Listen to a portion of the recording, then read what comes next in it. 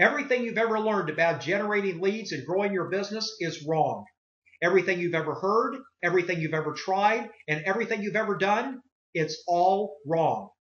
What I want to do in this short presentation is teach you a system for marketing your business to a point where it becomes instantly obvious to your prospects that they would be an idiot to do business with anyone other than you at any time, anywhere, or at any price. For example, let's say you're a chiropractor and you've just spent more than $10,000 on radio advertising. You spent an entire weekend with an audio crew in your office interviewing your staff, explaining your facility, and getting the entire production just right for prime time over the airwaves. And after all that work, effort, and expense, you ran the ad for several weeks. Your phone only rang 15 times, and those ads resulted in producing just one single patient at $1,900. How would you feel after investing $10,000 and winding up with a net loss of $8,100 you will never get back? Not to mention all the time, effort, and energy you wasted. But let me ask you this. What if you could take just $1,300 of that marketing budget and just by changing what your radio ad says, instead of getting just 15 calls resulting in only one sale, you could generate 137 calls, close 37 of those calls into brand new paying patients, each worth an average of $2,500, and you pocket a cool $92,500 for your trouble. That's what's called getting more results, making more money for the same time, the same money, and the same effort spent. What if we could systematically do this for you? Let me show you how to leverage what you're already doing and how you too can get those exact same results for your business just by changing the way you do all of your marketing and advertising. And I'm not talking about radical changes, just simple, common sense changes that enable you to exponentially leverage your marketing results. That $10,000 marketing budget the chiropractor was spending remained the same whether they were getting 15 calls or 137 calls. And I'm going to share with you exactly how you can accomplish these same results with your marketing and in the process, dominate your entire industry. In this short presentation, I'm going to teach you how to achieve massive leverage with your marketing, meaning simply that you'll make more money for the same time, the same money, and the same effort you're expending right now. Why will this enable you to dominate your local market? Simple. Most businesses simply don't know how to do this. They don't understand the tremendous untapped potential that lies within their marketing. Most businesses today spend some money on marketing and advertising and then decide that whatever results they get from that marketing is probably about as good as it's going to get. They realize that their results can fluctuate up and down, but they never imagine that results like the chiropractor, where they got 137 calls instead of 15, is even remotely possible. I'm here to tell you point blank that nothing could be further from the truth. The marketing system I'm going to teach you today is based on unchanging principles of human nature that dictate that people always want to make the best buying decision possible. And therefore, marketing's job, your job, is not to yak incessantly about how great you are or how low your prices are. Your job is to position your prospective buyers so they have total control over the decision-making process, based on them having enough quantity and quality of information to determine that they're receiving the most value for the price they pay. The system I'm going to teach you is truly a breakthrough in marketing and advertising, yet it's simple and easy to understand. We have thousands of client successes to prove that this works literally every time it's implemented properly, regardless of what business or industry you're in. I'm going to introduce you to some very common sense principles of marketing that you'll be able to instantly validate and embrace. Principles that will give you a clear vision of what your marketing is supposed to look like, and just as importantly, what it's not supposed to look like. I want to show you the fundamental formulas and strategies to not only make your marketing work better, but to enable you to create what we call competition-crushing marketing. I want you to see how powerful all of this is, allow you to comprehend what the possibilities are for your business, and what a significant advantage you'll hold over your competitors when you implement it. So let's get started. There are two main components to any marketing plan: strategic marketing and tactical marketing. Strategic marketing is the content of your message.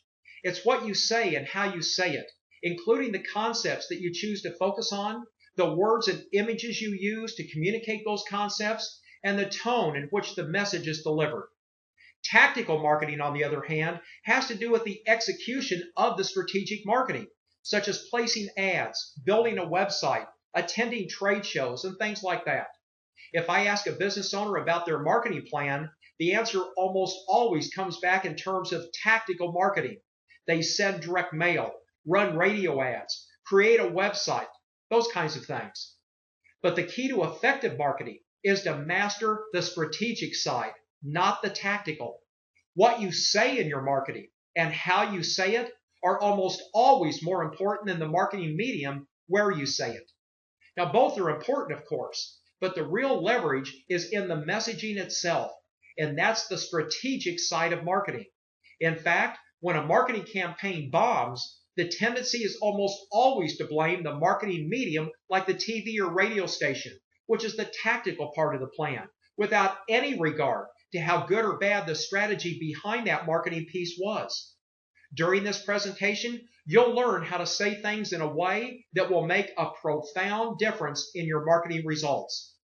This system has been successfully implemented in over 400 different industries, including business coaches, social media consultants, contractors, business brokers, accountants, financial companies, retail stores, real estate companies, home builders, restaurants, software companies, doctors, dentists, remodelers, internet companies, manufacturing companies, and anything and everything else you can think of. We've even used it to help a $10 per hour dog walker build his business to over $500,000. Our revolutionary new lead generation system works with all sizes of businesses, from startups clear up to Fortune 500 companies. But our true passion lies in working with small businesses averaging $2 million in revenue and below. This system will let you finally quit competing on price and start selling your product or service for what you're really worth. You'll drive in more leads and often see an increase in your advertising response by 2 to more than 100 times.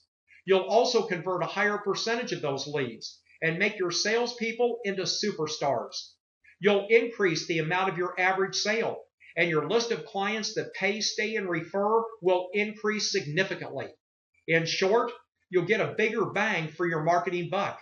But maybe best of all, you will finally have total control over your marketing and lead generation results.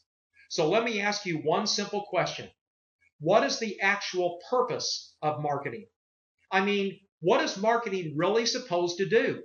Well, in a nutshell, marketing is supposed to help facilitate your prospect's decision-making process. There are prospects out there that need to buy what you sell. Sometimes they need to be educated to the fact that they need to buy what you sell in the first place. And other times, they already know that they want to buy it, but they need help deciding who they should buy it from. Often, they think they might want to buy what you sell, but they have questions and concerns that need to be overcome before they'll pull out their credit card or checkbook.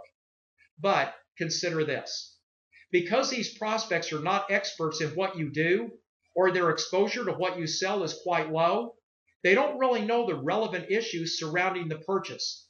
They don't know how to make the best decision. They can't tell the difference between the best deal and a major mistake, which leaves an opportunity for you to provide them with this information and then guide them through the buying process. Consider this example. Throughout your life, how many sunrooms have you ever bought?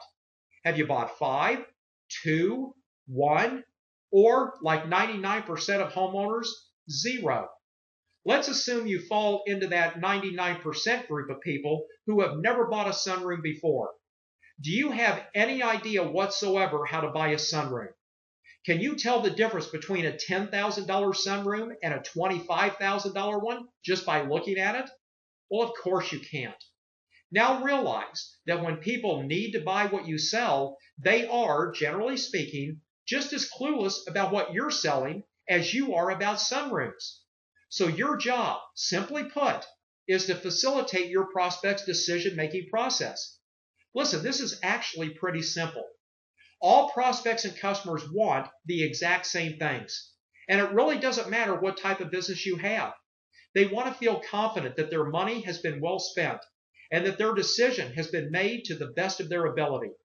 They want to get the best deal. Not just the best price, but the best deal in terms of overall value. People instinctively want to make the best decision possible and not feel like they've got to second guess their buying decision. All you have to do as the marketer is figure out what's important to your prospects. Educate them as to what constitutes the best deal when it comes to buying what you sell. Remember value. And then show them quantifiable proof that you actually provide the best deal in terms of price and value. All this has to be communicated to them in a way that they'll pay attention to, believe in, and then take action on. When this occurs, the prospect gets what they really want from you, complete confidence that they have actually made the best decision possible and that they have truly gotten the best value. But here's the problem. Instead of using marketing to educate and facilitate the decision-making process and build the case why a product or service is the best on the market, most businesses fill their marketing with self-serving jargon that's only a thinly veiled way to say, buy it from me because I want you to give me the money instead of my competitor. That's why people become jaded and why they resist marketing. They tend to either dismiss your entire marketing message or worse, they become skeptical and stop paying attention to the message altogether. Prospective buyers want and need to be educated so that they can feel confident when making their purchase decision, and no one's providing it. But here's the good news. The first one who does provide prospects with this information wins all the most profitable customers available. When marketing is done improperly, the end result is 100% predictable. You start to feel intense pricing pressure from your prospects, and typically you're forced to cave in, lower your prices, destroy your margins, and make way less money than you should just to stay competitive. And you get to spend more time at work and away from your family than those that are successful. Here's the brutal truth, and please don't be offended by this, but if you're always competing on price, it's your own fault. Your lack of marketing ability has led to a situation where there's no discernible difference between you and your competition. There have been no additional parameters or relevant issues introduced to educate your prospects as to what really constitutes the best value when it comes to buying what you sell. If you feel like you're always competing on price, it's because price is the only relevant variable that you've given your prospects to consider. From the prospect's perspective, all things appear equal, so they default to the business offering the lowest price. I'm about to show you how to fix that once and for all. Our system, simply put, is a step-by-step program for innovating and marketing your business. The system will allow you to first be better than your competition, and then second, do better marketing than your competition. This allows you to separate your business from your competition and become the obvious choice for your prospects to do business with. Consider this. There are actually two sides to your business. First, there's what I call the inside reality, and second, what I call the outside perception. The inside reality encompasses everything you do and everything that makes your business great. It's all of your skills, the people who work for you, your expertise, the way you service your customers before, during, and after the sale. It's your systems, your operational procedures, your commitment to excellence. It's your passion and the way you conduct your business on a daily basis. Add these all together and they equal your value to the marketplace. That's what I call the inside reality. So how's your inside reality? If you asked your customers why they buy from you, they could probably tell you something quantifiable, specific, and instantly obvious. They could point to a specific benefit they enjoy when doing business with you. Then they would say things like, that's why I do business here. That's why I refer my friends to come here. And that's why I'm a loyal customer. That's why I'm willing to pay more here and why I keep coming back. That's your inside reality. So your inside reality is all about what you do and what you are that allows you to perform better. However, your outside perception has to do with how customers and prospects perceive your company. The outside perception is developed through the interactions that your prospects and customers have with your business. Your customers will draw on their past buying experiences with you to form the outside perception of your business. But here's the problem. If you provide unmatched and unequal customer service and your customers absolutely love you, well, none of that matters to your prospects if number one, they don't even know you exist as an option, or number two, they see your marketing and advertising, and because of your inability to market your business properly, their perception is that you're no different or no better or no worse than your competitors. I would estimate that well over 95% of all businesses are completely inept when it comes to marketing. And the end result is that your inside reality and your outside perception are perceived to be different. You see, regardless of how good you are, regardless of your inside reality, your prospect isn't going to be able to figure out your true inside reality based on your marketing. You simply appear to be just another business that sells whatever it is that you sell. And don't say, well, that's okay because I have a salesperson, and when they get in front of my prospects, they'll be able to educate them and close the sale. Listen, that's a great theory, but I can flat guarantee that even your best salesperson is never going to close a prospect who doesn't know you exist, and therefore never bothers to contact you in the first place. Remember the chiropractor? 137 calls versus 15 calls? That's an extra 122 calls a month. People who were not calling this chiropractor prior to changing his marketing. How can you close people who never contact you? Obviously, you can't.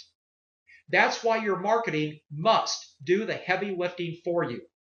Let your marketing deliver eager, qualified prospects to your sales funnel. But here's even worse news. Competition today is more fierce now than it's ever been. How many competitors do you have right now in your business? Because that's how many choices your prospects have. And that's how many additional businesses they have to sift through and filter through as they attempt to reach a buying decision. And by the way, the internet has only made the problem worse. Have you noticed lately that everyone's going bonkers for online marketing? SEO, pay-per-click, Facebook, social marketing, and rightfully so. Most prospects are so busy these days that most of them start their buying process by researching online. But here's the sad reality for businesses that are advertising online. They spend a ton of their time and a ton of their effort and money just to get prospects to their website. And guess what their prospects see when they get there? The same old lame junk like service, quality, and dependability that they saw in their lame brochure before the internet was invented, as well as the same lame junk that all their competitors have on their websites. These businesses then curse their high bounce rate, and they try to figure out how to get better qualified traffic to visit their site. The reality is that they're probably already getting enough qualified traffic to their site, but they fail to realize that it's their lame website that's not converting their prospects that's the real problem. Everyone looks at the internet as the end-all be-all to all of their marketing problems. But the reality is that the internet is just another medium to screw up your marketing with bland messages that do nothing to facilitate the decision-making process of your prospects. Yes, the internet is an important tool in your marketing arsenal, but you need to have a great website. And that means you better fix your strategic messaging that I've been talking about, or you're going to fail. You know, there's an old saying that goes like this. If you want to know why Jane Doe buys what Jane Doe buys, you've got to see the world through Jane Doe's eyes. But the problem is that while most businesses are very good at knowing what Jane Doe wants, because they aren't communication experts, they don't have the ability to communicate through their advertising and marketing their inside reality to the outside world. They can't lead their prospects to say, I would be an idiot to do business with anyone other than you at any time, anywhere, or at any price. We've been successfully generating leads for business owners now for more than 20 years. And it's been my experience that most businesses could stand some improvement in both their inside reality and their outside perception. But for some reason, they struggle the most with their outside perception. In other words, they've got great businesses. Most of them offer exceptional value. They have a good inside reality. But with all the competition that exists, they have a major problem differentiating themselves from the rest of their marketplace. They're simply not getting the value of their business across to those on the outside looking in. And what about you? What's your outside perception? Go grab your marketing. Look at your ads. Take a look at your website. Is it instantly obvious, specifically and quantifiably, what makes you better and unique and different? Do you show your prospects how to judge your industry, what factors they need to consider when deciding what to buy, and how you provide greater value than any of your competitors? You'll realize as these concepts start to sink in that the crux of most marketing problems, including yours, can be wrapped up in this one simple statement. Most businesses' outside perception is not an accurate reflection of their inside reality. So I'm going to show you why this is happening and what you can do to fix this for your business forever. I told you at the beginning of this presentation that everything you know about generating leads and growing your business is wrong. Let me clarify what that statement means based on what we've discussed so far. Everything you currently know about marketing does not effectively allow you to accurately and succinctly portray your inside reality to the outside world. This is a product of decades of being conditioned to do marketing the wrong way. In the very early days of advertising, and I'm talking the late 1800s and early 1900s, much of the advertising that existed back then was comparative in nature. Ads wouldn't just say, hey, we're better. They'd say, we're better, and here's exactly why, based on this and that. On average, they did a pretty good job of building a case and helping prospective buyers understand the important issues in regards to their particular product or service. The result was that the outside perception was generally a pretty good reflection of the company's inside reality. Then, the most significant event in the history of marketing and advertising occurred in 1945. Television was commercially introduced for the first time. You know, up until then, total national distribution of an advertising message was extremely limited to radio, print advertising in a few magazines, and maybe the Sears catalog. But with the introduction of TV, large advertisers could buy a TV commercial and reach just about every living person in the country for $4,000 a minute, usually sold in 1 or 2 minute blocks. What a bargain, even in 1950s money. But back then, there were only 3 channels, so demand quickly outstripped the supply of commercials, and prices shot through the roof. Well, in response to the rising cost, the length of commercials shrank down from 2 minutes to 30 seconds. Now, this meant that advertisers had less time to educate us to the important and relevant issues and build a case as to why they were different or better or unique. So instead of attempting to use shorter ads that highlighted their comparative benefits, advertisers changed tactics and started using slogans. That change made it harder and harder for the company's outside perception to accurately reflect its inside reality.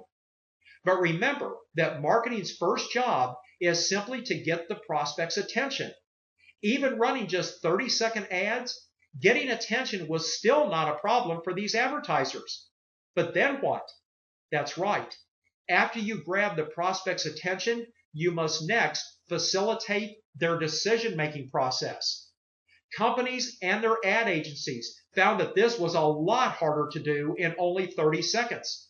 But they also found out that they really didn't need to do it, because the number of real competitors, that is, the number of competitors that could actually afford to advertise on TV and run ads against their ads, was wonderfully few.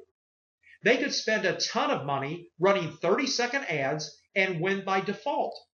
Now, if there happen to be 2 or 3 major competitors jockeying for the same prospects, like Pepsi and Coke, well, that was fine, because there was plenty of business to divide 2 or 3 ways. The bottom line is that a company's inside reality and outside perception didn't really have to match up. The lack of a substantial number of choices eliminated this necessity. So the focus for all marketing and advertising shifted to simply getting the prospect's attention. Well, that's when advertising lost its penchant for selling and instead shifted its focus to creativity. The idea now was to get in the customer's brain with something creative that would stimulate them and cause them to recall the product later on when they needed it. That's when slogans became the de facto marketing standard that is still in use today. 15 minutes can save you 15% or more on car insurance. Breakfast of Champions. Home of the Whopper. How about this one? Is it live or is it? That's right, Memorex. How did you know that? That commercial hasn't run since the 1970s. This new creative approach took over advertising as we know it, and it soon began to filter into all other advertising media, including radio, Google AdWords, newspaper, magazines, billboards, yellow pages, website, you name it. Once this new creative message was in place, the big companies opened up their checkbooks, spent lots of money, and basically gave people no other option but to remember their message. And after hearing things go better with Coke for the 8,000th time, you're going to remember it whether you want to or not. We call this C&R advertising. C for creativity and R for repetition. Create an ad that is unusual, weird, shocking, funny, emotional, and so on. Spend $1 billion running that ad about 1 million times and then haul your dough down to the bank. We call this the era of the brand builders. And in the late 1950s, 60s, and even into the 70s, it was a no-brainer formula for market dominance for the companies with the financial wherewithal to pull this off. And that's when it happened. Ad agencies started running this formula for all of their other clients, even the ones that were smaller and did not have deep pockets. Business schools started teaching marketing and advertising based on these methods that were being successfully implemented by the largest companies in the world and churning out graduates who only knew one way to do marketing. Brand builder marketing and advertising became the de facto standard for how you do it. And after a few years, no one even questioned the formula. Which brings us to the crux of the problem. All of us alive today, with no exceptions, grew up in an era where almost all of the advertising you've ever seen or heard is a product of the era of the brand builders. Over time, we've all become conditioned as to what constitutes a good advertisement. We learned the fundamental pattern for what to put into a commercial. We learned about slogans and jingles and being funny. We learned that in marketing and advertising, the outside perception no longer has to reflect the inside reality. Let me repeat what I said at the very beginning of this presentation. Everything you've ever learned about generating leads and growing your business is wrong. And now you know why. And as a result of this new breed of advertising, jargon has now started to dominate all marketing and advertising. Think of jargon as words or phrases that are drearily commonplace and predictable, that lack power to evoke interest through overuse or repetition, and that are nevertheless stated as if they were original or significant. In advertising, you see and hear jargon all the time. Since businesses only have 30 seconds to try to convey what makes them special, they lump everything into jargon, such as largest selection, most professional, lowest prices, highest quality, best service, fastest, most convenient, largest in the state, more honest, we're the experts, we specialize, works harder, gets the job done right the first time, and been in business for 4,000 years. Now listen, I'm not saying that you shouldn't be those kinds of things. Those actually make up the foundation you want to build your business on and your inside reality on. But consider this. If my marketing says that I offer high quality and great service, isn't that drearily commonplace and predictable? Doesn't it lack power to evoke interest through overuse or repetition? Isn't it nevertheless stated as though it were original and significant? Does my inside reality, what really makes me good at what I do, does that really shine through? Can you tell specifically what makes me valuable to the marketplace when I say highest quality or best service? See, you simply can't describe, demonstrate, exhibit, reveal, or display your inside reality using jargon. It's impossible. And unfortunately, the end result is an outside perception that you're no different than anyone else. There's absolutely no distinction, no separation, and no differentiation. None. You just flat out can't make your inside reality and outside perception match up when you use jargon like this. In fact, let me give you several ways you can easily and quickly evaluate your own marketing to see if you're getting caught up in the jargon trap. Jargon evaluation number one is what we call, well, I would hope so. When you make a claim, don't think about it in terms of the words coming out of your mouth.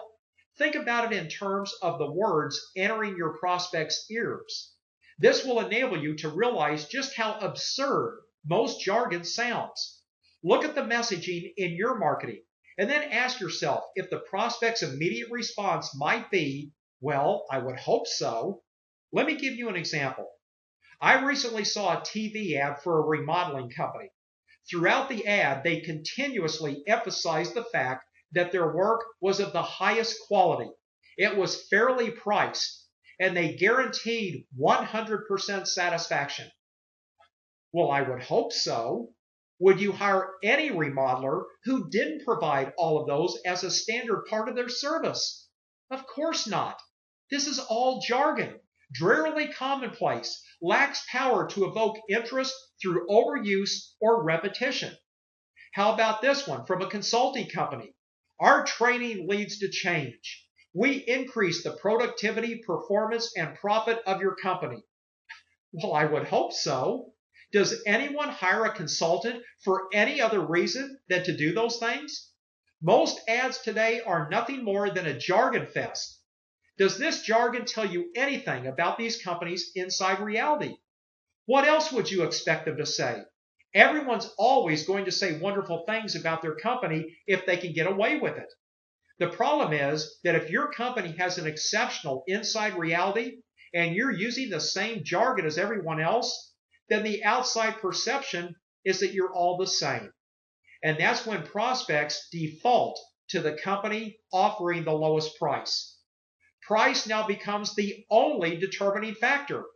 When you use this simple evaluation, just ask yourself openly and honestly why anyone would choose you over your competition. Then evaluate your answer against the, well, I would hope so evaluation. And finally, check out all of your advertising and marketing materials, including your website. Do they pass the, well, I would hope so evaluation? Or are they all chock full of jargon? If they fail, then you need to make changes. Let me provide you with a second evaluation technique. It's called, who else can say that? This is similar to the first evaluation technique, and it's also a product of the era of the brand builders. Pay very close attention to this one. Stop thinking in terms of who else can do what you do. Instead, think in terms of who else can say what you say. Because the answer, unfortunately, is usually anybody and everybody can say what you say. I know of a kitchen remodeler that ran by far the most impressive remodeling company in his community. Every member of his crew had at least 15 years of remodeling experience. They were all certified subcontractors. They had won multiple industry awards. They were the only kitchen remodeling company that provided not only a full satisfaction guarantee, but also a 10-year material and labor warranty on everything they did. They left the job site every night cleaner than when they first arrived. They also guaranteed they could remodel any kitchen in no more than 5 days, half the time of their competitors. This, of course, meant far less disruption and inconvenience to the homeowner. In short, their inside reality was literally second to none. But they had a huge marketing problem. Their marketing looked virtually identical to all of their far less worthy competitors. Their marketing said things like certified subcontractors, guaranteed satisfaction, and then a long laundry list of the work they performed, such as new cabinets installed, complete kitchen remodeling, and so on. Oh, and get this, they accept Visa and MasterCard. Well, I would hope so. But then ask this question, who else can say that? When the owner of this remodeling company was asked that very question, he got really defensive. He said, there's no other remodeler that can begin to match the work we do. Our subcontractors are far and away the best there is. No one, and I mean no one, can say what we say. Now, understandably, this contractor was extremely passionate and protective when it came to the superior company he had worked so long and hard to develop over the years. So finally, to try to get the point across to him, he was asked to pull up the websites of his 5 biggest competitors and see what all of them were saying on their home page. Let's just say that his jaw hung open for about 2 minutes straight before he finally pointed to the screen and said, "Oh my gosh, look at this other company's website. I know this guy. He's terrible. But his site says the exact same thing as mine. In fact, I think he copied my site word for word." He looked at the other remodelers and saw that all of their websites were virtually identical to his.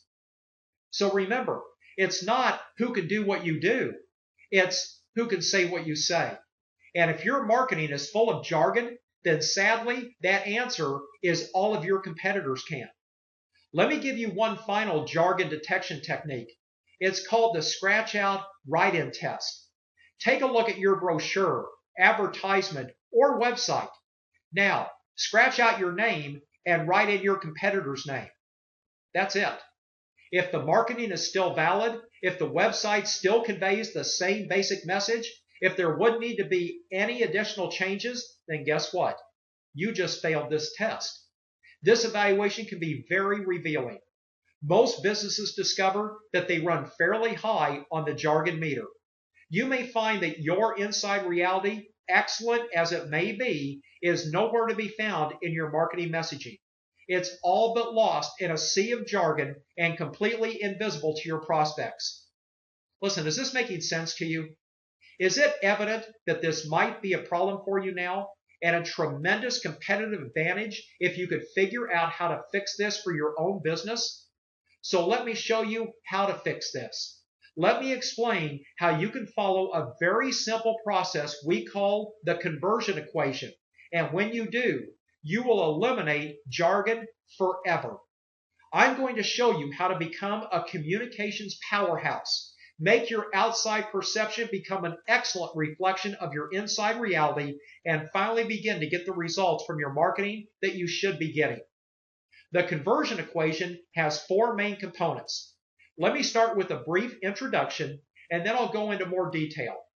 The first component of the conversion equation is called interrupt. This is simply the process of getting qualified prospects to pay attention to your marketing. This is often accomplished by affecting the prospect emotionally. Sounds simple enough, doesn't it? Unfortunately, it's a lot more difficult to pull this off in real life, unless you understand what you're about to learn here. The second component is engage. Once the prospect is interrupted, it's critical to give the reader the promise that information is forthcoming that will help the prospect make the best decision possible, or in other words, facilitate their decision-making process. This is also best accomplished on an emotional level. The third component is educate. Once you've interrupted and engaged the prospect, you have to give them information that allows them to logically understand how and why you solved that emotional problem.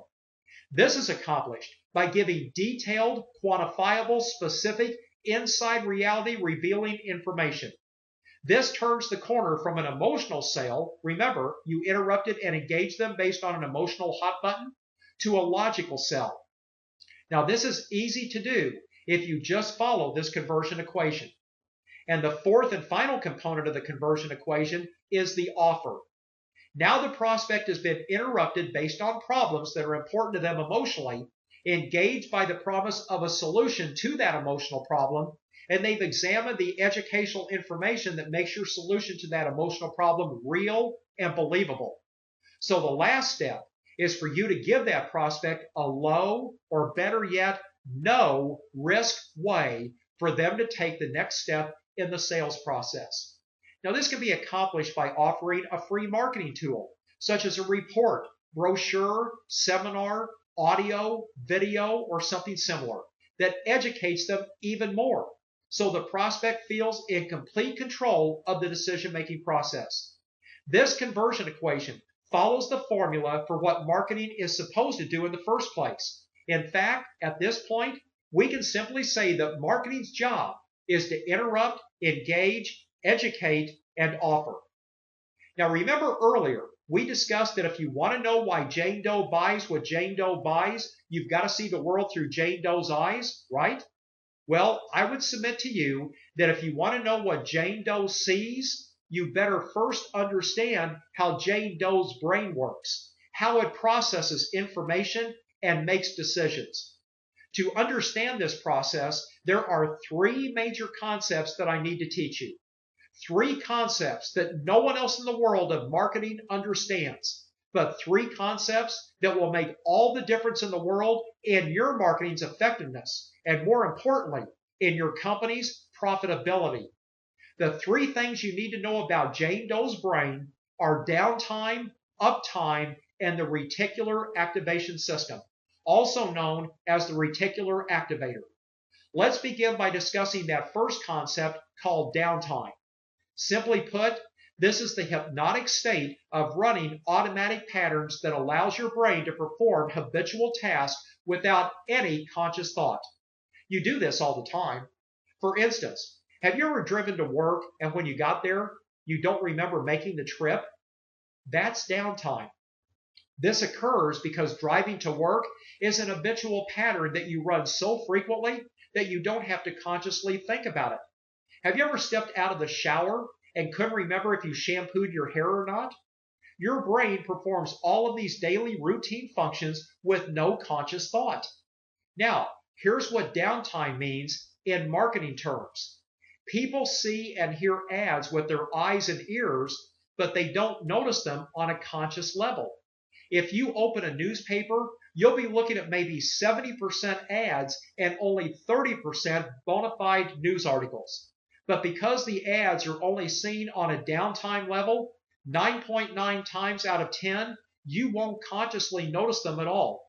All you consciously see is the news, which is what you were there for in the first place. The second concept is what's known as uptime. This is the brain's state of alertness or active engagement. It's like when you're driving on the freeway in a heavy thunderstorm, your hands firmly gripped on the wheel at the 10 and 2 o'clock positions, and your pupils are as big as saucers. You're sensitive and responsive to everything around you. You're in uptime when you're watching a horror movie and you hear the music building to a crescendo in anticipation of something scary happening. You can think of uptime as your brain going on alert mode. But here's what uptime means when it comes to your marketing. When your prospect is in uptime mode, they consciously notice your ad or marketing piece, and they're open to your suggestions and solutions. Something captures their attention and compels them to keep paying attention. The key to marketing is to get your prospect out of downtime and into uptime. We want to shake them out of their natural subconscious haze, where they never see your ad or marketing piece, and into uptime, where they are fully conscious and aware of what you're trying to communicate to them. Once you understand how to do this, you'll have the ability to make a fortune with your marketing.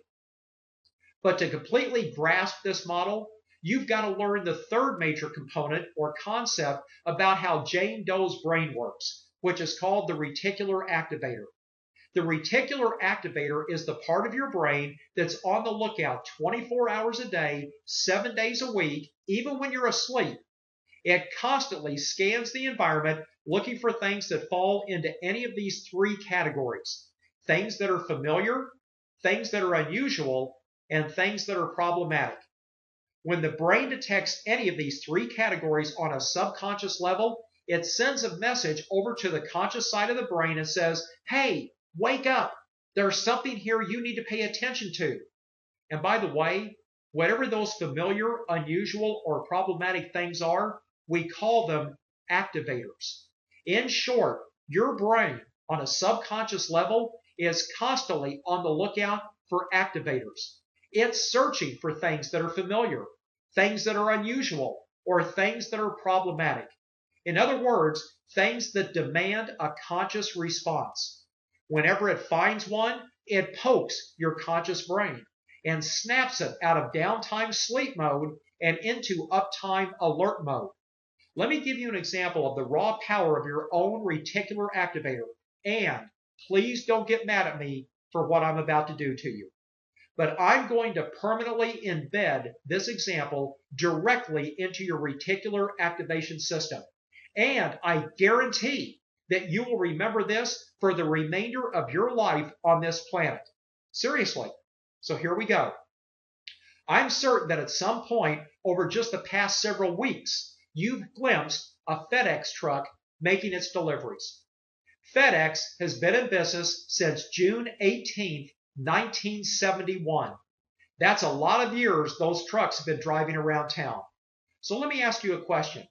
How many times have you seen those FedEx trucks? Over the 40 plus years they have been in business, I would wager to say you have seen their trucks a minimum of 1,000 times. So here's question number 2. Have you ever seen the hidden message within the FedEx logo? Yes, that's a serious question. Did you know that there is a hidden message within every FedEx logo? Now, if you're saying right now, that's impossible. You've seen that logo thousands of times, and you certainly would have noticed a message in there at some point in time. Well, then join the crowd. 99% of the population have never seen that hidden message. Ready for me to tell you where it is? Next time you see a FedEx logo, look between the E and X in FedEx. You will see an arrow pointing to the right. It's as plain as day. And yet very few people have ever detected it over all these years. And guess what? That logo was specifically designed that way from the start. It isn't just something that happened by coincidence when the designer created it. Almost no one sees it. But guess what? You will now see it every single time you look at that logo. Why? Because now that I have drawn your attention to it, coupled with the fact you had no idea it was there before, the next time you see that arrow, your brain will perceive it to be unusual, and that automatically triggers your reticular activator. Remember, things that are familiar, unusual, or problematic poke your brain and make it pay attention through your reticular activator. But guess what's going to happen next? Now that you know that arrow is there, every time you see that FedEx logo, your brain will immediately seek out that arrow. And as you observe it over and over, the arrow will move from being unusual to being familiar. And in both of those cases, guess what else happens? You will only notice the arrow for a second or two because your brain activates when it sees it, moving you from downtime into uptime. But since the arrow isn't really relevant or important to you, your brain quickly reverts to downtime. So what does all this have to do with marketing then? Well, the short answer is everything. Understanding what wakes people up so they pay attention is what's going to get our marketing message past the interrupt stage and onto the engage stage. And when we engage your prospect, we've just increased our chances of selling to the people you're trying to engage by 1,000%. This is going to solve the problem that every other marketer has not been able to figure out, which is not just getting them interrupted, but also getting them engaged. Not just finding any old activator, but finding the right activator. Any idiot can simply interrupt people. In fact, that's actually very easy to do. The so-called marketing gurus over on Madison Avenue do that all the time. Those guys and gals prefer to use activators that are based on things that are familiar and unusual because they're the easiest to pull off. Have you ever noticed how many different kinds of animals you see in advertising? That's because animals are familiar and likable. And the idea is that those animals will interrupt you by poking your conscious brain when they're detected by your reticular activator.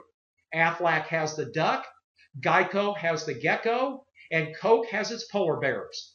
You constantly see dancing elephants, talking dogs, and finicky cats. All of these animals have good interim value based on their familiarity. And that's also the major reason that big advertisers use celebrities, familiarity.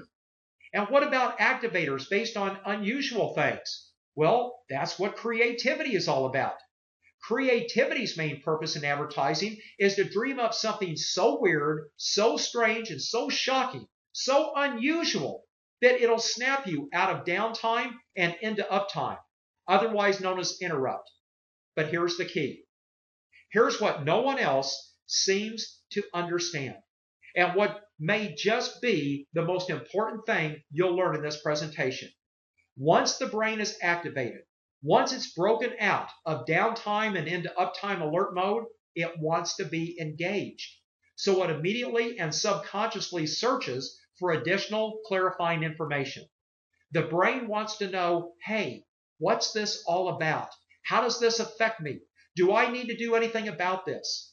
Literally, on a subconscious level, the brain goes on a fact-finding mission. The bottom line is the brain wants to know, how is this important and relevant to me? Should I allocate any conscious bandwidth to this? So it searches for additional facts. And if it finds them, it'll become engaged. And if not, it will quickly revert back into downtime. We call these important, relevant issues hot buttons. If you're a golf fan and your reticular activator detects that Tiger Woods is on the television, it notices that on a conscious level because Tiger Woods is familiar. He's an activator. Then your brain immediately asks, hey, what's Tiger Woods doing driving a Buick? Is there anything here that's relevant or important to me? Or in other words, is this a hot button issue for me at this point in my life? Now, what typically happens is your brain determines that Buick is not important or relevant to you. It doesn't do anything to solve any of your problems, and therefore, it's not a hot button. And so your brain immediately reverts back into downtime. Now, let me be crystal clear here. An activator is something that snaps a person from downtime to uptime, and it's based on something that's familiar, unusual, or problematic. But an activator can also be classified as a hot button if, and only if, it's based on something that's important and relevant to your prospect. Your best bet to successfully interrupt and engage your target market is to identify problems, frustrations, uncertainties, and annoyances your prospects have, and then address them in your marketing. Their pain, in most cases, is their hot button. And please don't think this is some form of manipulation. All we're doing here is tapping into the problems that your prospects already have. We're not trying to manufacture a crisis for them. We're merely poking their problems and pointing out those problems so that their reticular activator notices and brings us onto their active radar screen. Now, here's the key point in all of this, and one that none of the big ad agencies understand, but one that you need to know in order to make this all work for you. The activators that are used to interrupt the prospect must be based on a relevant hot button. If not, the prospect will momentarily be interrupted, but will quickly revert from uptime back into downtime. In fact, this is what we call false uptime. Have you ever heard someone call out your name in a crowded room? That immediately interrupts you because your name is familiar. But when you turn around to see who it was that was calling you, you realize, oops, they were actually calling out to someone else with my name. Your name is an activator. But because in that situation your name wasn't important or relevant to you, it didn't engage you. You quickly reverted right back to downtime. That's what we call false uptime. Remember what I just said about the FedEx logo? Now that you know the arrow is there, every time you see it, your brain will immediately seek it out because it's unusual. But the more often you see it, the arrow shifts from being unusual to being familiar. Then you will only notice it for a second or two. And then your brain quickly reverts back into downtime because the arrow isn't relevant or important to you. This happens in marketing and advertising all the time. Most marketing interrupts, but it doesn't engage. Just like Tiger Woods and Buick. He's famous and you like golf, so it captures your attention, it interrupts you. But when you find out that it's not based on anything that's important to you, when there's nothing relevant, nothing that solves some problem that you have, will you quickly revert to downtime? This is one of the things that almost no one understands. And one of the main reasons everything you've ever learned about marketing is wrong. You've been conditioned to believe that as long as you've interrupted the prospect, that's it. That's good enough. The job is done. But you have to realize that if you only interrupt the prospect, that's only 1/4 of the conversion equation. You've got to include all 4 components: interrupt, engage, educate, and offer to get the maximum results from your marketing and advertising. Now, when it comes to actually writing the marketing, we typically like to portray the hot buttons in the form of headlines. The headline is the first opportunity you have to interrupt Jane Doe. You've got maybe 1 to 3 seconds max to interrupt the prospect. So you better make sure that the headline has activators in it, and that those activators are based on things that are important and relevant to that prospect. Remember, hot buttons, words and phrases that describe problems or frustrations that the prospect is feeling so that their reticular activator latches onto them and snaps them into uptime. In print advertising, magazines, newspapers, yellow pages, and so forth, the form of the headline is obvious. In radio, the headline is the first sentence they hear. On Google AdWords, it's the first bit of text they read. On television, it's the first thing they see and hear. In brochures, business cards, other marketing collateral, and your company website, it's the first thing they see. Let me give you 2 quick examples. First, for a daycare, and second, for a child psychologist who works with kids with behavioral problems. When I ask most daycare providers why parents should choose them instead of the 17 other local daycares, they almost always give me the same boring answers. High quality, attention to detail, we supervise our staff better, we're honest, we've taken care of more than 200 kids, and so on. Nothing but jargon. Unfortunately, this exact same jargon shows up in boring, ineffective headlines. For instance, when I looked at the marketing of various daycares, they said things like this: safe, nurturing, and creative environment. Optimize your child's development. Acclaimed by thousands of parents. Accredited by industry professionals. A leader in early childhood care and education. Those were all real headlines from real ads. Jargon and more jargon. But note this as well. These headlines all speak to the daycare, not to the prospect. You could place the word "we" in front of all of that jargon and it would fit perfectly. We optimize your child's development. We're acclaimed by thousands of parents. We're accredited by industry professionals. Prospects don't care about the daycare. They care about themselves and their kids. And none of those headlines address the problems or concerns of the parents, do they? If you really want to interrupt Jane and John Doe, you've got to use much more powerful language than that to get them to respond on an emotional level. Now, how about this headline to effectively communicate the concept of a safe, nurturing, and creative environment? Ever felt like your daycare treated your child like a number instead of a little person? Or how about this one, to convey being a leader in early childhood care and education? Is your daycare's idea of good educational curriculum watching Barney on TV? Or this one, introducing a daycare center that doesn't consider mac and cheese to be one of the 4 major food groups? All 3 of these headlines work in tandem with close-up pictures that work to reinforce this powerful and compelling messaging. That headline that said, "Ever felt like your daycare treated your child like a number instead of a little person?" Well, next to it is a 4-year-old child sitting in the corner with his head buried in his hands, crying. Talk about powerful, emotional, and compelling. Talk about interrupting. See how these headlines speak to the issues of the prospect instead of the daycare? See how they reflect a fanatical attention to detail that is the foundation of this daycare's inside reality? Well, of course you do, because it's obvious. Now, what about the child psychologist who works with kids with behavioral problems?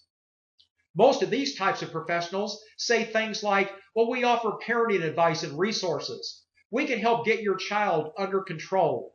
Learn the secrets of well-behaved children. As a parent with an out-of-control child, why would I want to know the secrets to well-behaved children? See what I mean when I say that no one is getting it? That everything you know about marketing is wrong?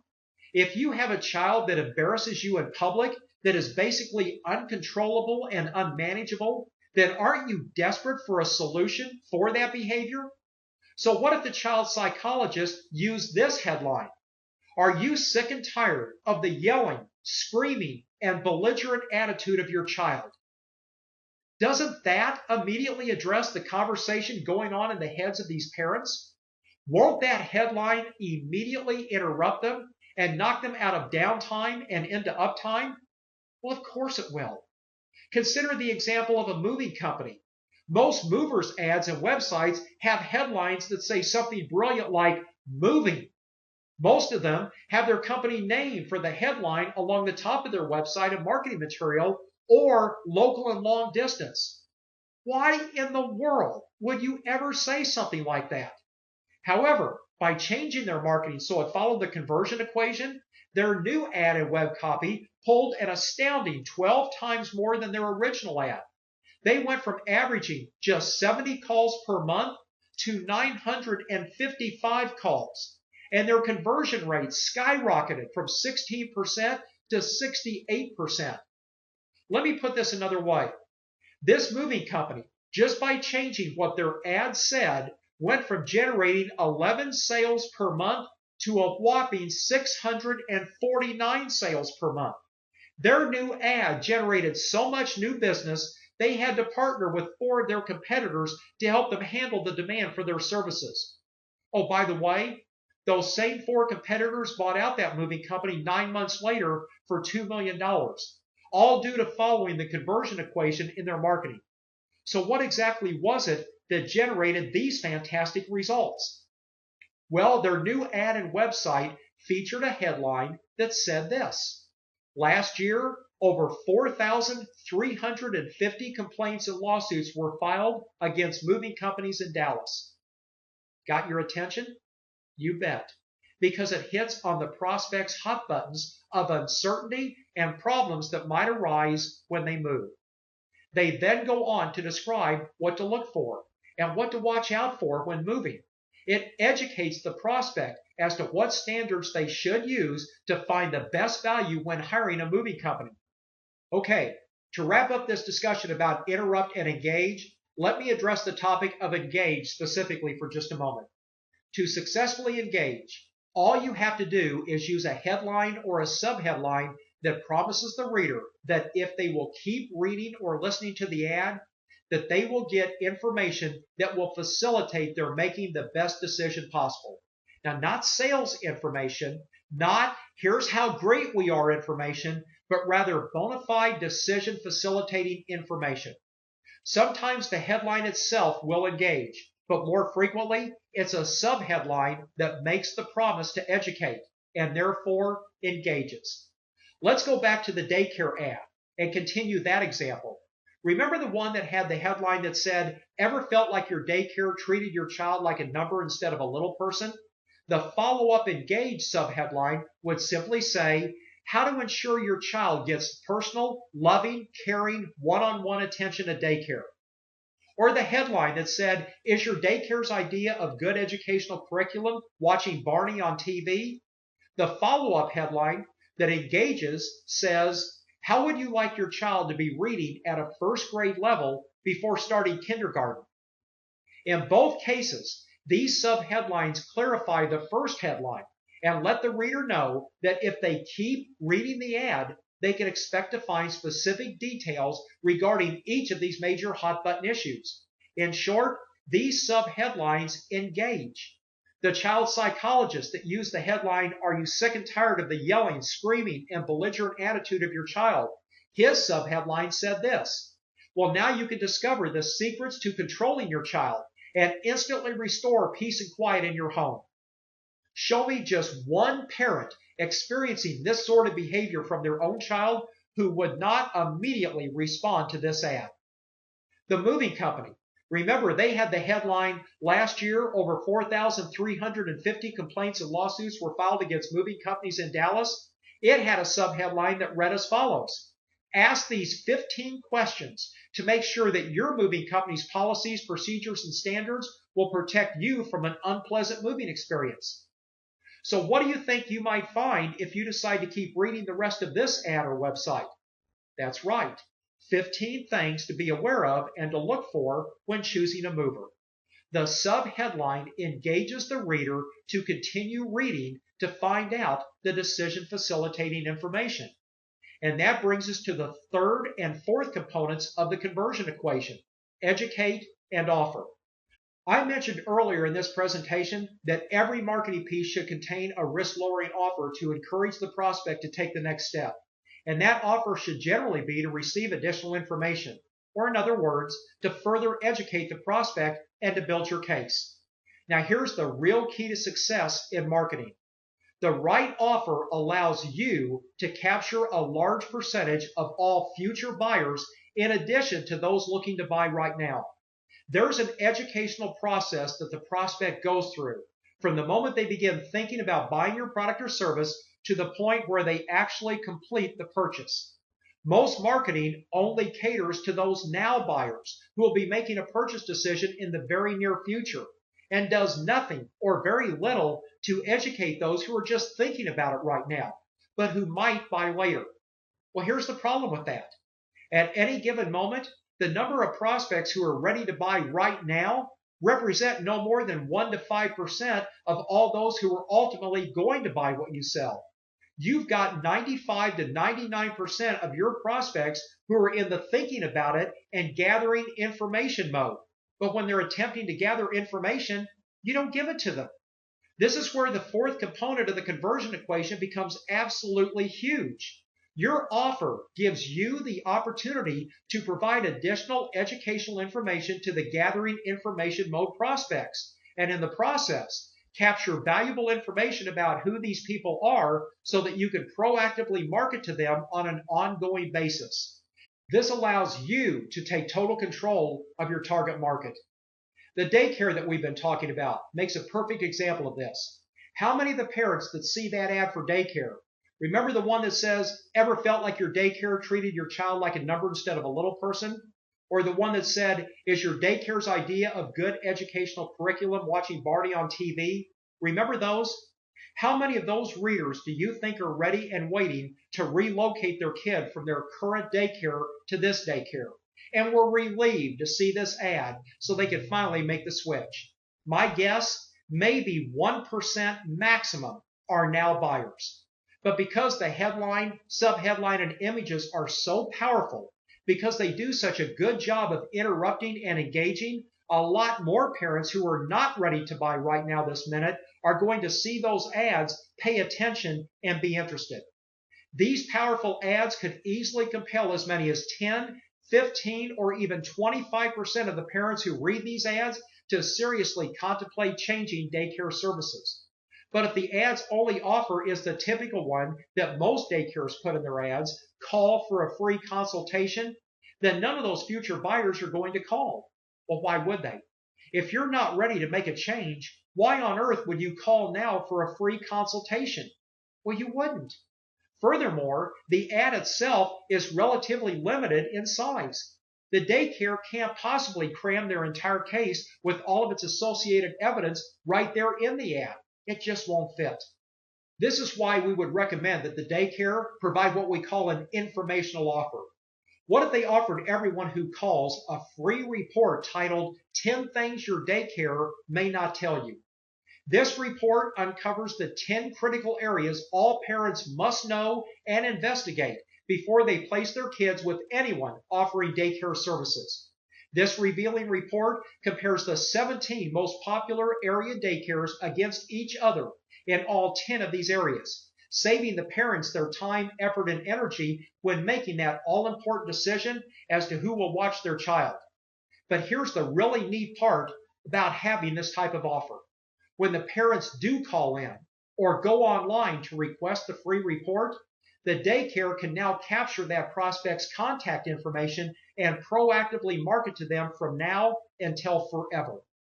Then the daycare could set up what we call a drip campaign to consistently and repetitiously follow up with these interested parents and keep providing them with additional decision-making information until they finally become ready to buy. Depending on what you sell and the specific situation, there are actually 8 different types of informational offers that we create and offer your prospects. And if we want to dominate your marketplace, we've got to get your offers right as well. Hopefully, this is all coming together for you now. Interrupt, engage, educate, and offer make up the conversion equation. And that equation is literally the backbone of all the incredibly successful marketing campaigns that we've ever put together. So let's go ahead and wrap this up. You can probably tell from the depth of information in this presentation that we have a bona fide step-by-step system that helps business owners just like you become financially free using superior marketing that makes your phone ring.